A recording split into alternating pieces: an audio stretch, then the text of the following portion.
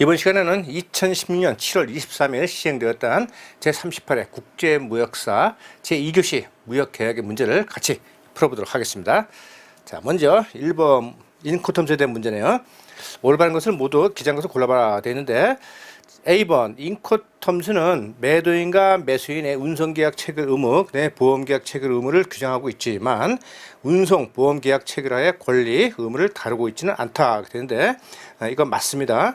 자, 여기서 지금 두 가지 말이 비슷하지만 위에 운송계약 체결 의무하고 보험계약 체결 의무는 당연히 해당되는 경우에는 그걸 이행해야 되는데, 여기서 말하는 운송 보험계약 체결하의 권리 의무라는 것은 바로 운송에 있어서의 운송인의 권리 의무를 말하는 것이고, 보험 계약에 있어서의 보험자의 권리 의무를 말하는 것이죠.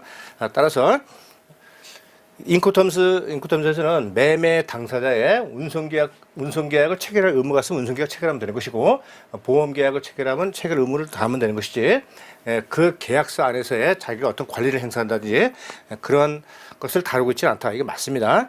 그 다음에 B번 보시면 인코텀스는 국제 매매 계약 및 국내 매매 계약에 모두 사용 가능하다고 되어 있고 맞고요.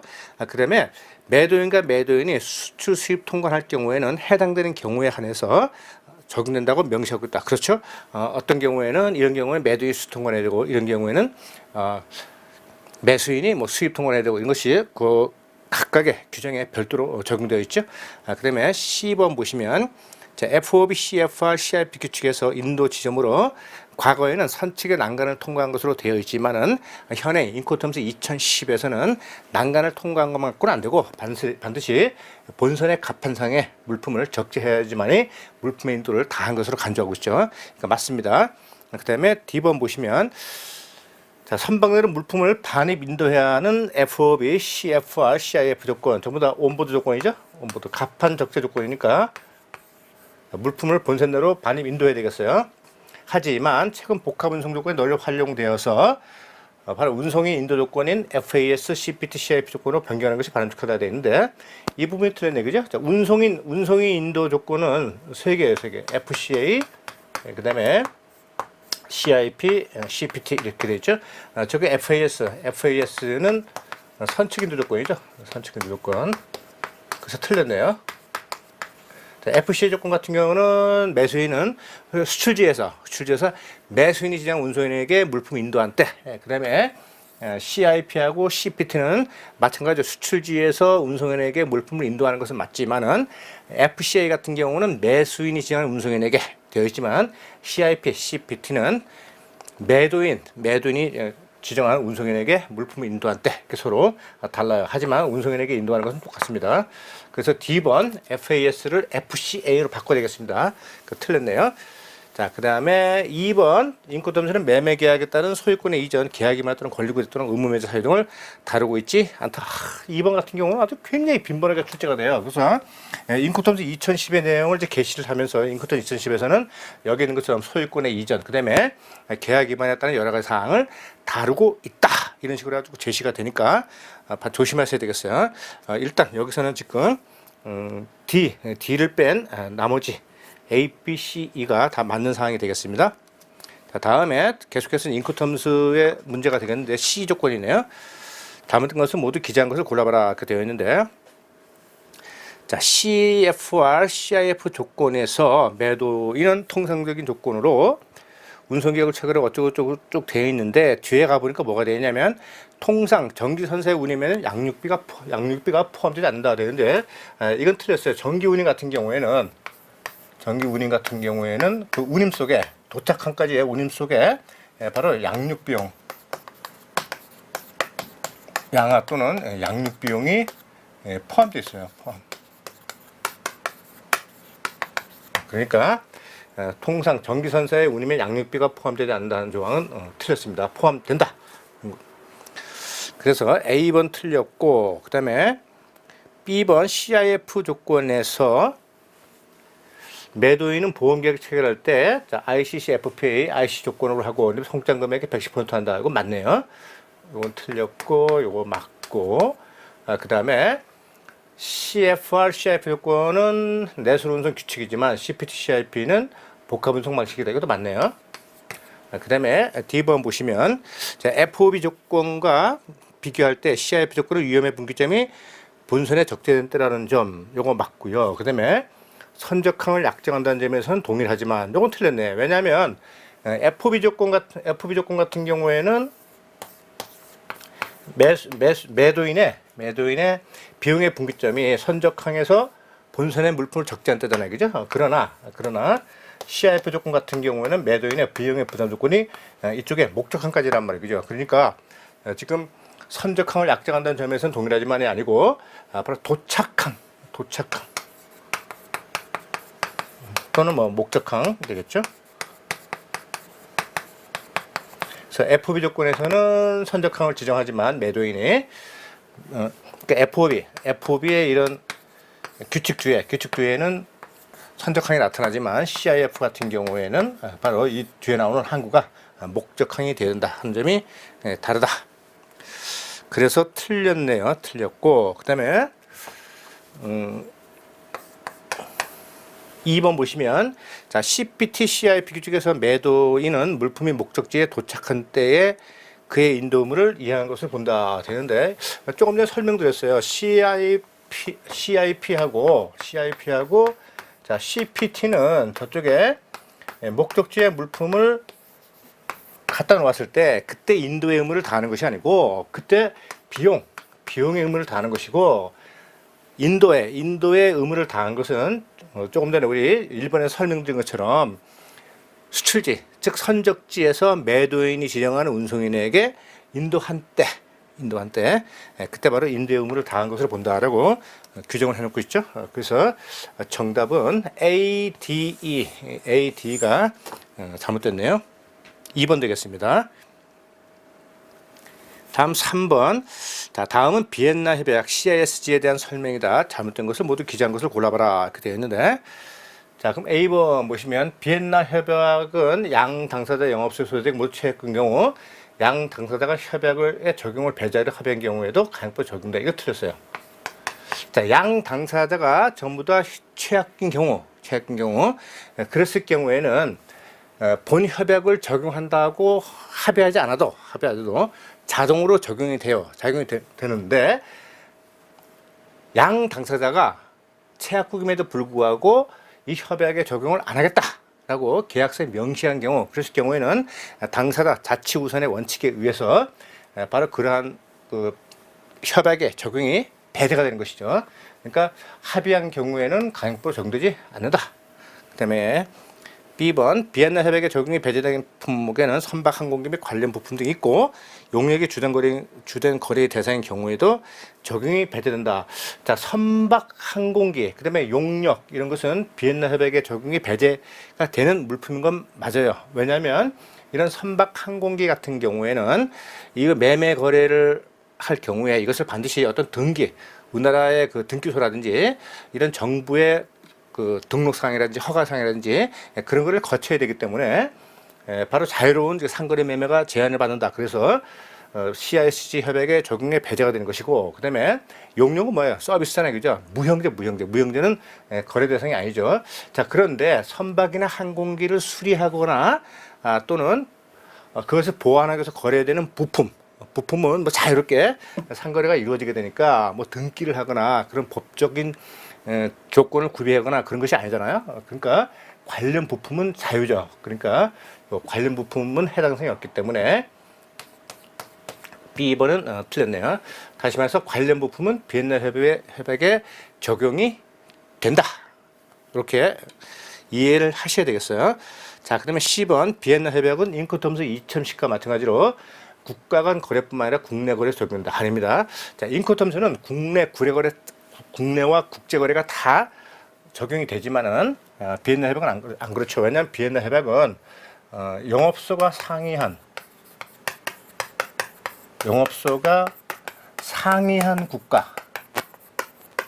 국가에 있는 당사자 간의 거래예요. 당사자 간의 거래에 적용이 된단 말이에요. 당사자 간의 매매 또는 뭐 거래 적용. 그러니까 영업소가 상이한 국가 그러니까 여기는 지금 국내 거래는 적용될 수 없는 것이죠. 이거 틀렸네요. 자, 그다음에 비엔나 협약상에서 청약이 확정적이라는 의미는 1인 또는 그 이상의 불특정인을 대상으로 한 계약 체결의 제의가 확정적이고, 이건 틀렸죠.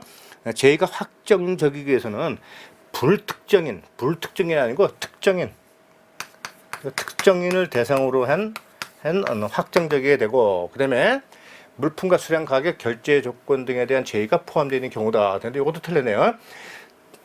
청약의 3요소는 뭐였죠? 우리 물품, 영어로 할까요? 네, 물품, 그 다음에 가격, 그리고 수량이에요, 수량. 근데 지금 여기 지금 결제 조건 들어가 있죠, 그죠? 그러니까 불특정하고 결제 조건 들어가서 틀렸네요. 그 다음에 2번, 불확정 청약은 발행되어도 구속력이 없다. 맞습니다. 자, 그러나 청약자가 피청약자 동의 없이 언제든지 임의로 그 내용을 변경할 수는 없다. 아닙니다. 자, 발행되어도 구속력이 없기 때문에 청약자가 피청약 동의 없이 얼마든지 언제든지 임의로 그 내용을 변경할 수 있다. 그치? 변경할 수 있다. 변경할 수 없는 것은 바로 유효기간이라든지, 그 다음에 취소 불가능이라든지 그런 것이 표시되어 있는, 명시되어 있는 확정 청약만이 가능한 것이죠. 그래서 보니까 A, B, C, D 다 틀렸네요. 정답 4번 되겠습니다. 다음 4번. 다음은 무역계약의 법률적 특성에 대한 설명이다. 잘못된 것을 모두 기재한 것은 되는데, 자, A번 보시면 무역계약은 계약의 성립으로 계약 당사자가 서로 상대방에 대하여 대가적 관계에 있는 채무를 부담하는 쌍무계약의 특성. 이거 틀렸네요. 자, 대가를 지불해야 되는 것은 뭐죠? 바로 유상계약이죠. 유상계약. 매도인의 물품에 대해서 매수인은 대금의 지급을 해야 되는 의무가 있는 거. 그러니까 바로 대가적 관계에 있는 채무가 되겠죠. 그러니까 바로 쌍무계약이라는 거, 유상계약이겠어요. 쌍무계약은 계약을 체결하게 되면 매도인은 물품을 인도할 의무가 있고, 그다음에 그에 대해서 매수인은 대금 지급을 해야 할 의무가 있다. 이 말이 되겠어요. 그러나 유상계약은 이 거래 자체가 공짜가 아니고 바로 대가를 전제로 해서 이루어지는 계약이다 하는 것이 이제 서로 다른 점이 되겠습니다. 그래서 A번 틀렸네요. 다음 무역계약은 계약 체결에 있어서 뭐 구두 서면, 그다음에 계약 내용을 직접 이행하는 의사실현 등의 방식으로 계약이 체결됐으니까 이거 뭐죠? 바로 분료식 계약이네요. 분료식 계약에 대한 내용이니까 맞습니다. 무역계약의 특성을 설명한 것으로서.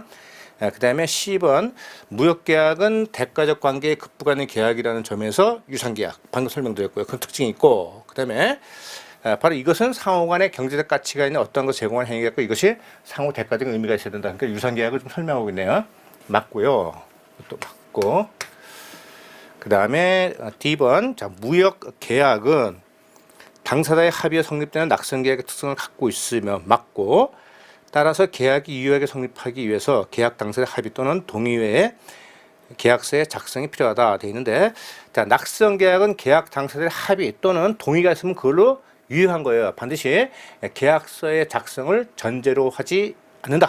그래서 우리 청약, 내가 이런 물품이 있는데 당신 사시겠습니까? 했을 때 바로 피청약자가 그거에 대해서 동의의 표시, 승낙을 하게 되면 예, 알겠습니다. 내가 그 물품 사겠습니다. 라고 바로 승낙을 하게 되면 그 자체만으로 계약이 체결되는 것이지, 그거에 대해서 둘이 만나가지고 뭐 계약서 작성하고 서명을 하고 그런 것은 아니다라는 것이죠. 그래서 D번 틀렸네요.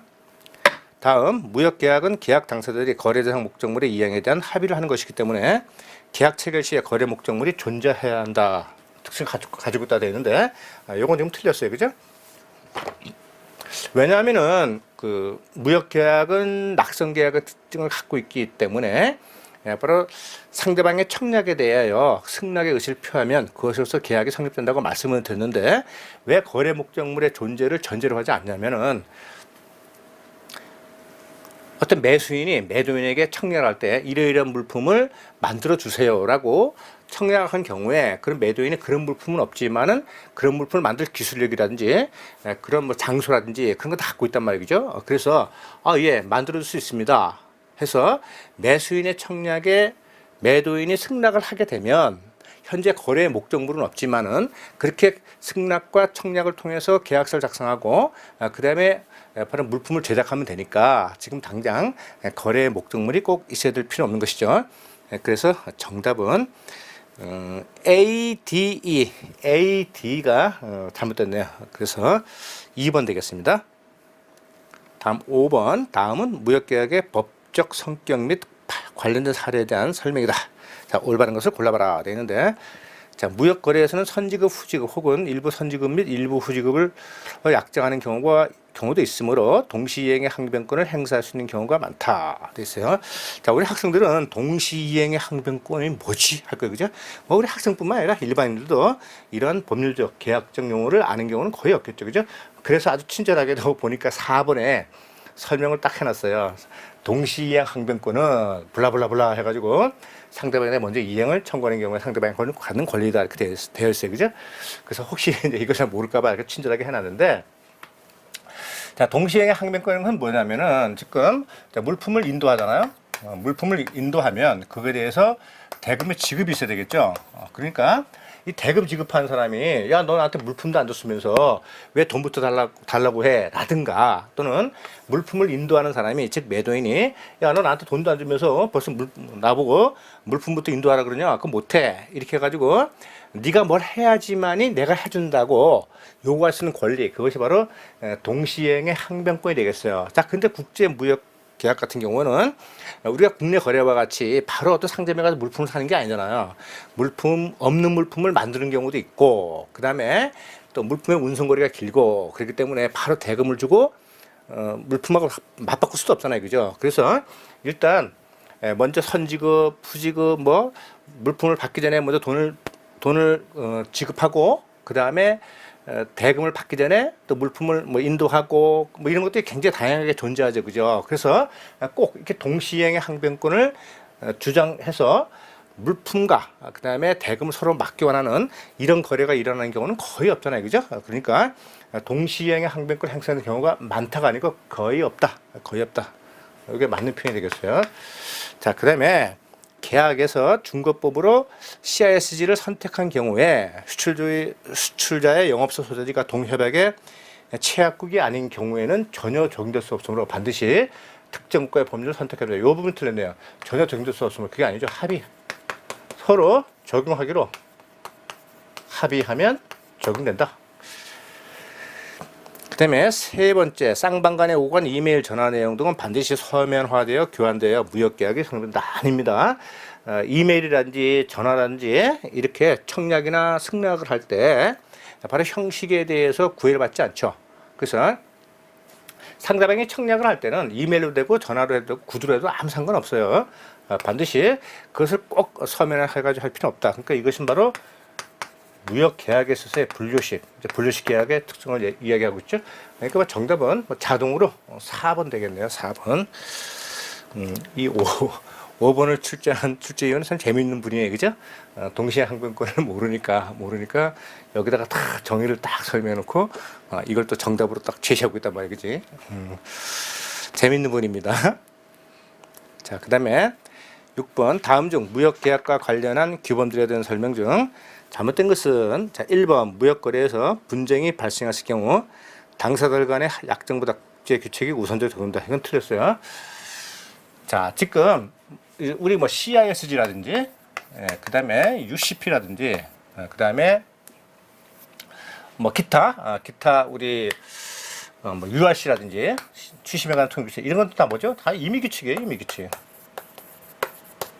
자, 임의규칙은 어떻게 된다? 당사자 합의보다 우선하지 못한다.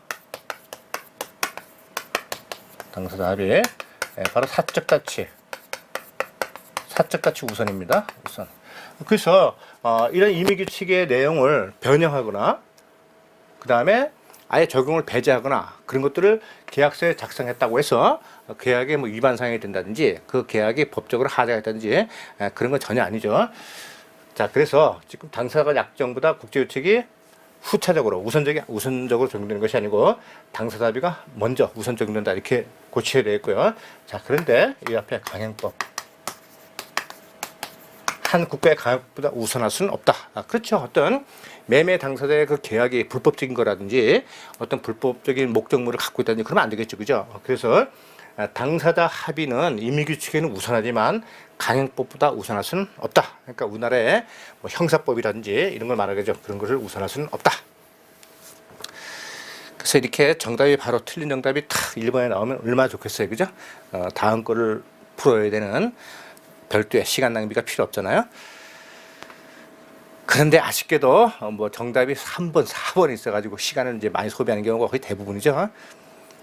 자, 그 다음에 7번 보겠습니다. 청약과 승낙에 관한 기술로서 올바른 것을 골라봐라. 자, 청약은 불특정 다수에게 하는 행위다. 아닙니다. 청약은 계약 당사자가 될 잠재 고객.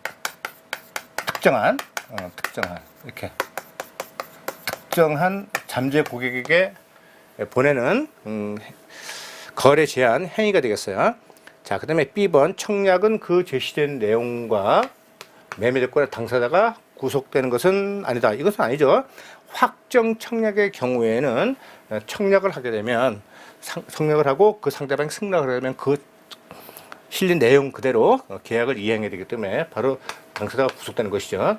그 다음에 오퍼시트 퍼체이스 오더는 매도인의 청약 시 주로 사용하는 문서이다. 자, 오퍼시트는 이제 매도 확약서니까 매도인이 작성하는 건 맞는데, 퍼체이스 오더는 구매 주문서. 구매하는 사람 누구예요? 바로 매수인이잖아요. 그죠? 그러니까 매도인이 청약 시 하는 것이 아니고 매수인이 작성하는 것이다. 틀렸고요. 이거 이렇게 되는 거죠? 그 다음에 조건부 승낙도 청약에 대한 승낙으로 간주한다. 자, 원청약에 대한 조건부 승낙이나 일부 승낙은 원청약에 대한 거절이자 새로운 청약이다. 이렇게 배웠죠, 그죠? 그러니까 조건부 승낙은 청약에 대한 승낙으로 간주되지 않는다. 그다음에 2번 승낙의 방식이나 방법을 원칙적으로 자유이고 특별한 제한은 없다. 맞습니다. 맞아요, 그죠? 자, 근데 여기서 이제 원칙적으로 자유라는 것은 청약을 할 때 승낙의 방법을 제시하지 않았을 경우에 그때는 이제 원칙적이지만, 만약에 청약서의 내용에 당신이 승낙을 나한테 할 때는 뭐 이메일로 하세요, 뭐 팩스로 하세요, 그 다음에 서신을 하세요, 그런 게 있다면 그걸 따라야 되죠, 그죠? 그러나 그런 규정이 없다면 원칙적으로 자유다, 이런 말이 되겠습니다.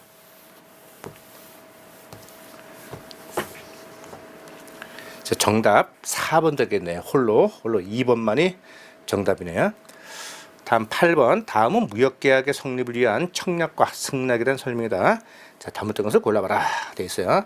자, 청약은 계약의 당사자가 된 특정인에 대해서 행해지는 것으로 불특정 다수를 대상으로 하는 청약의 유인의 대상으로 하는 신문 광고 이런 것들은 청약의 유인에 불과하기 때문에 청약과는 다르다. 뭐 정확한 설명이 되겠고요. 그다음에 2번 보시게 되면 청약에 대해 승낙을 하게 되면 계약이 성립되기 때문에 청약은 계약의 내용을 결정할 정도의 사항이나 매매 조건을 확정적으로 표시하는 것이 필요하다. 이것도 뭐 맞네요. 자, 3번 승낙은 청약의 효력을 가지는 유효기간 내에 이루어져야 한다는 것을 경상의 원칙이라 한다. 이건 틀렸어요. 경상의 원칙은 승낙이 청약의 효력인 유효기간에 해야 된다. 그거하고는 아무 상관없는 말이에요. 여기서 말하는 경상의 원칙이라는 것은 청약을 할 때 1, 2, 3, 4라는 조건이 있죠. 그죠? 그래서 승낙을 할 때는 이거에 대해서 마치 거울에 탁 비친 것처럼 어떠한 조건의 변경 없이 그대로 승낙을 해야지만이 승낙으로 간주한다는 것을 말하는 것이지, 뭐 이렇게 유효기간 내에 승낙을 한다 하는 그런 용어하고는 전혀 관계없는 정의가 되겠습니다. 다음 9번. 개별 계약과 포괄 계약에 관한 기술로서 잘못된 것은 물어보고 있는데, 자, 그러면 개별 계약과 포괄 계약을 우리 잠깐 살펴보면요. 먼저 매도인이 있고 매수인이 있어요. 그래서 매수인이 A라는 물품을 수입을 해가지고 팔아보니까 굉장히 아주 반응이 좋단 말이에요. 그래서 이것을 정기적으로 수입해서 팔기로 했단 말이에요. 그래서 1, 2, 3, 4 해가지고 5 해가지고 계속해서 뭐 300개, 400개씩 수입하기로 했는데, 그때마다 하나하나씩 전부 다 계약서를 쓰게 되면 번거롭잖아요. 그래가지고 어떤 수량이라든지 그다음에 날짜라든지 선적일자라든지 이런 것만 빈칸으로 남겨놓고 나머지 뭐 중재 조항이라든지 기타 뭐 여러 가지 계약에서 이행될 사항이라든지 그런 것들을 미리 인쇄를 딱 해놔요. 인쇄를 딱 해놓고 앞으로 니하고는 이러한 거래 조건하에서 앞으로 계속 거래를 하자 하는 것이 바로 포괄 계약이래요. 포괄 계약. 그러니까 처음에 계약이 시작했을 때는 개별 계약이었죠. 개별 계약. 이것이 바로 개별 계약하고 이제 포괄 계약의 차이점이 되겠어요. 자, 그럼 1번 보시면 개별 계약이라는 것은 특정 품목을 거래할 때마다 매번 구체적인 거래 조건에 대해서 합의하는 방식으로 체결된 계약을 말한다. 이거 맞습니다. 금방 설명드렸고요. 자, 그 다음에 두 번째, 자, 포괄 계약은 동일한 상대방과 거래가 지속적으로 이루어지는 경우 일반 거래 조건에 관한 협정을 체결 향후 거래 시 적용되는 기본 원칙을 규정하고 있다. 이것도 맞고요. 그 다음에 포괄 계약은 중장기 연불 방식에 의한 수출 등 거래 내용이 복잡할 경우에 주로 사용되는 방법도 있는데, 자, 포괄 계약은 거래 내용이 간단해야 돼요. 간단. 그죠? 말씀드린 것처럼 동일한 물품이라든지 동일한 방법으로 계속 수입하는 경우에 반복적으로 이루어지기 때문에 바로 포괄 계약을 사용하게 되는데, 첫 번째, 두 번째 거래 때마다 계속해서 어떤 상품의 조건이 바뀌고 그다음에 기술적인 내용이 들어가야 되고 이렇게 해가지고 건마다 여러 가지를 새로 약정해야 되는 경우, 그랬을 경우에는 바로 포괄 계약의 적용이 부적합하죠. 그래서 지금 정답은 3번이 틀렸네요. 그래서 개별 계약과는 달리 포괄 계약 같은 경우에는 동일한 물품을 빈번하게 계속 수입을 하거나 그 다음에 거래 내용이 수시로 바뀌거나 건마다 바뀌거나 그 다음에 복잡한 거래일 경우에는 그때는 개별 계약을 해야 되는 것이 포괄 계약을 해야 되는 것은 아니죠. 자, 다음 10번. 무역계약의 체결 및 이행과 관련된 다음 설명 중 특수 청약에 관한 설명이다. 올바른 것으로 짝져진 것을 골라봐라 하는 내용이네요. 자, 피청약자가 청약자의 청약 내용에 대해서 뭐 일부를 변경하거나 추가해서 제의하는 경우가 있는데, 이것은 대응 청약이라고 한다. 카운터 오퍼, 반대 청약 이렇게 말하죠. 이랬을 경우에는 바로 승낙으로 이제 인정되지 않는 것이고 원 청약의 효력이 이제 소멸되는 것이죠. 그래서 A번 맞네요. 그 다음에 B번, 피청약자가 승낙을 해도 그것만은 계약이 성립되지 않고 청약자의 최종 확인이 있어야지만 계약이 성립되는 것을 바로 확인 조건부 청약, 서브콘 오퍼라고 한다. 이것도 정확히 맞네요. 아직 청약과 승낙의 기본적인 내용을 묻고 있어요. 그 다음에 C번 보시면 subject to change without a prior notice. 자, 당사의 사전 통지 없이 변경될 수 있음이라고 표현된 경우에, 이랬을 경우에는 사전 통고 없이도 변경될 수 있음을 나타내는 유동조항이 있는 확약 청약이다. 자, 유동조항이 있는 건 맞지만 확약 청약은 아니죠. 지금 변경될 수 있으니까 이거 확정 지을 수 없잖아요. 그죠? 그러니까 무확약. 지금 청약의 내용이 언제든지 변동될 수 있다고 되어 있으니까 확약하는 것이 아니고 무확약이죠. 그래서 이게 무확약 청약이라 하고, 전문 용어로는 offer without engagement 이렇게 말을 하게 되죠. 그래서 어떤 가격의 등락이 굉장히 심한 거, 뭐 곡물이라든지, 그다음에 뭐 석탄, 석유 이런 것들 그때 수요와 공급에 따라서 가격의 등락이 심한 그런 화물 같은 경우에는 바로 무확약 청약을 이제 많이 하게 되죠. 그래서 C번은 틀렸네, 그죠? C번 틀렸고, 그 다음에 D번 보시면 신규 개발 품목이나 판매 부진 물품의 판매를 위해 소비자에게 직접 청약할 경우 점검 후 구매 조건 청약이 적절하다. 그래서 신시장을 개척할 때 가장 적합한 것이 바로 오퍼를 받아야 되겠어요. 그래서 정답은 2번 되겠습니다. 11번, 다음 중 무역계약의 성립으로 볼 수 없는 것은 돼 있어요. 자, 매도인의 청약에 대해서 매수인이 별다른 반대 사항이 없고 그 다음에 핵심 내용이 아닌 사항에 대해 사소한 변경을 해서 회신을 하고 매도인이 별다른 반대 통지를 하지 않았다. 자, 이것은 무역계약의 성립이 되죠. 여기서 지금 함정이 뭐냐면 핵심 내용이 아닌 사항에 대해서 사소한 변경을 했다. 이것이 바로 이제 함정이 되겠는데 이것을 우리는 의뢰부 승낙이다 이렇게 말을 하죠.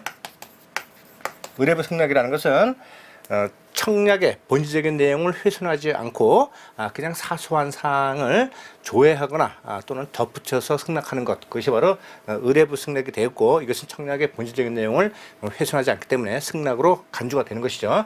그래서 acceptance accompanied by request 이렇게 말하죠. 그럼 여기서 말하는 사소한 이제 변경이라는 것은 예를 들어서 뭐 청약의 내용에 선적일자를 예를 들어서 5월 10일, 8월 10일로 했는데 이거에 승낙을 하면서 선적일자는 8월 10일인데 가능하면 이 날짜보다 조금 당겨서 보내줬으면 좋겠다는 희망사항을 섞어놓은 거예요, 그죠? 이런 것은 결국은 8월 10일의 본질의 날짜를 훼손하지 않았기 때문에 이것은 승낙으로 인정이 되는 것이죠. 자, 다음에 매도인이 TT 선수금 방식을 조건으로 판매 청약을 하고 이에 대해 매수인이 6일 이내에 대금을 송금하였다 되어 있어요. 그래서 매도인이 성금 방식을 제안을 했는데 청약을 했는데 매수인이 그거에 대해서 동의한다는 의사표시 없이 바로 대금을 지급했단 말이에요. 이것은 바로 무역계약이 성립되는 승낙으로 보는 것이죠. 그래서 상대방의 동의 없이 또는 통지 없이 대금을 지급하거나 그다음에 물품을 인도하면 그것으로서 계약이 성립되는 것으로 간주하는 것이죠. 다음 세 번째, 매수인이 외상거래를 요구하는 청약을 보냈는데 매도인이 그걸 거절한다, 또는 승낙하지 못하겠다 이런 거 없이 그냥 물품을 보냈단 말이죠. 선적을 했단 말이죠. 그럼 조금 전에 말씀드린 것처럼 매수인이든 매도인이든 상대방의 통지하거나 승낙을 하지 않고 대금 지급을 먼저 했다든지 그 다음에 물품을 인도하면 그것으로서 승낙으로 간주한다 말씀드렸어요. 자, 다음에 매수인이 매도인에게 purchase contract, 그래서 구매 주문서, 구매 계약서를 송부하였다는데 이건 틀렸어요. 그냥 왜냐하면 청약을 했으면 지금 이거 purchase contract 송부했다 이건 청약이잖아요. 청약인데 이 청약에서 어떤 형태로든지 승낙을 한다는 무슨 메시지가 오든지, 그죠? 아니면 매도인이 물품을 보내준다든지 그런 행위가 있어야 되는데 청약이라는 행위 하나만 있기 때문에, 즉 승낙이라는 교환이 없기 때문에 이런 경우에는 무역계약의 성립으로 볼 수 없게 되는 것이죠.